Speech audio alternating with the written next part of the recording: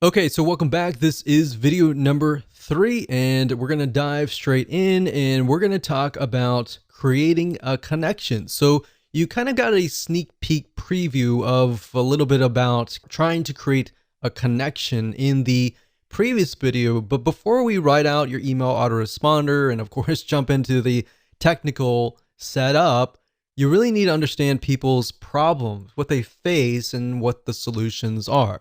So what I'm going to do in this particular video is to help you figure that out and help you solidify what that really looks like.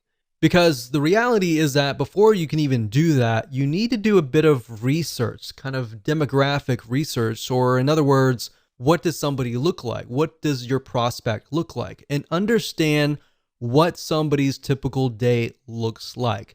Now, you might be wondering, why would I ever want to know that kind of detail? That's actually very crucial, because if you understand what happens in their day to day, you will understand their frustrations, you will understand their happiness, you'll understand their problems, and you'll understand how to create a connection with them to go beyond just, okay, you're behind the scenes, you're behind the computer kind of thing. You'll create a connection, even though you're worlds apart or countries apart. You will create a connection that will click. And that's the end goal of this particular video. That should be the end goal of your list. So my question to you is, does your prospect within your niche lean heavily towards male or towards female?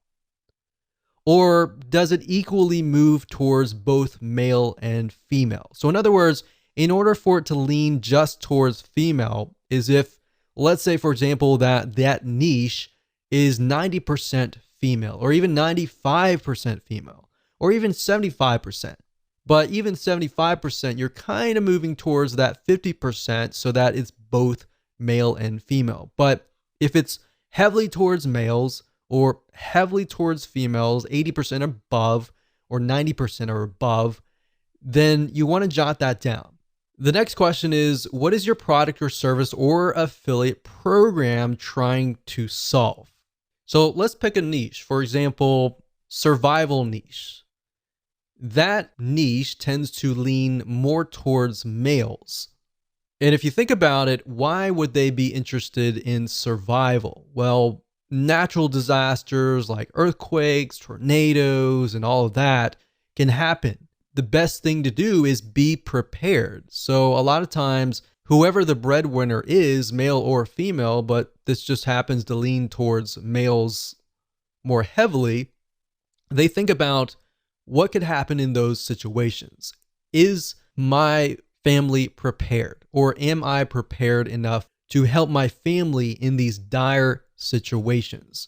So if you have a product in that case, then you could essentially build a lead magnet or an email autoresponder series that touches on those pains, those fears, the ones that keep them up at night, knowing whether or not their family is going to be safe in these natural disasters. It doesn't matter if you're selling a product or service or an affiliate program. The whole goal of every single one of these items is to build a relationship first. Then you can sell your product, then you can sell your service, and then of course, then you can sell your affiliate program. So oftentimes you'll find that the best converting email autoresponder series, they tend to build a relationship first rather than selling first. A lot of times if you sell first, you'll actually scare people off or piss people off, and they'll simply go to your competitor. So if you think about these things and what essentially keeps them up at night, jot that down right now. In fact, pause this video and jot that down so that you have a better understanding of what you could potentially talk about in your email autoresponder series. And while yes, it does seem a little bit basic, and while you may have heard this over and over again, and you might be thinking, yeah, whatever, let's get on with it. Really, trust me, this is actually very, very important. And this is something that we didn't really even think about long ago when we built lists, and we couldn't figure out why the lists weren't converting, is because if you start with the problem, the pain, and move on to the solution, you have a better gauge of where people are at and how you can get them to a certain point. But if you build a list to build a list without any sort of plan, without even understanding their problems and pains and all that, you don't really know where, in what stage they are at. Does that make sense? So believe it or not, this is extremely important. You need to jot these solutions down so that people feel connected to you, or else, of course, they'll leave. So with that said, let's move on to video number 4.